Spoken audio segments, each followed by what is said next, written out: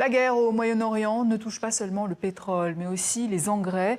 On en parle dans notre chronique économique bimensuelle de notre partenaire avec Aurélie Mbida. Bonsoir. Bonsoir. Alors Aurélie, pourquoi l'enjeu est-il de taille pour l'Afrique ? Parce que c'est un choc silencieux, mais un choc potentiellement majeur. Aujourd'hui, plus d'un tiers du commerce mondial d'engrais azotés, notamment l'urée, l'ammoniac, dépend directement du Moyen-Orient.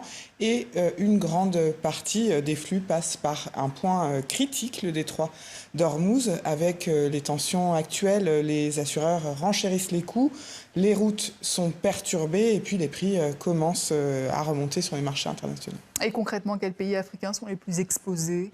Eh bien, c'est l'Afrique de l'Ouest et l'Afrique de l'Est. Il y a le Sénégal, la Côte d'Ivoire, le Kenya et puis encore l'Éthiopie.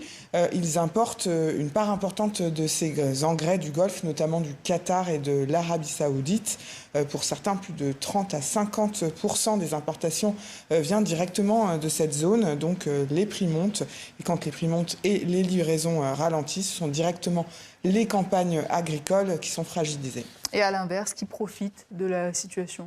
Logiquement, ce sont les acteurs qui sont les moins exposés au Moyen-Orient ou ceux qui produisent localement. D'abord le Maroc avec l'OCP, l'Office chérifien des phosphates, premier exportateur mondial de phosphates, qui renforce sa position sur les engrais transformés.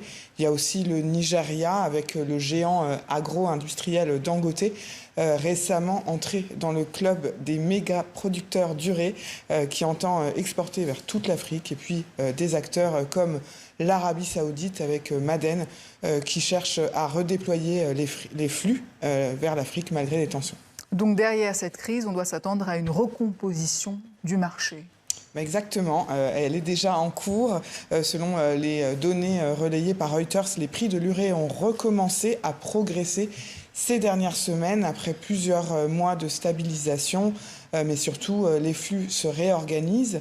Certains pays africains cherchent à diversifier leurs fournisseurs. D'autres accélèrent les projets industriels. Et puis, les grands groupes tentent de capter ces nouveaux marchés. Et au fond, ce que vous décrivez, c'est une nouvelle bataille stratégique. Ouais, une bataille moins visible que le pétrole, le carburant, mais tout aussi décisive. Parce qu'au bout de la chaîne, il y a une réalité. Sans engrais, pas de production agricole compétitive. Les engrais deviennent donc un enjeu géopolitique. Qui contrôle la production agricole mondiale contrôle la problématique de la sécurité alimentaire. Et pour l'Afrique, on le sait, c'est un enjeu fondamental. Aurélie Mbida, merci, rédactrice en chef du pôle économie à Jeune Afrique. Merci.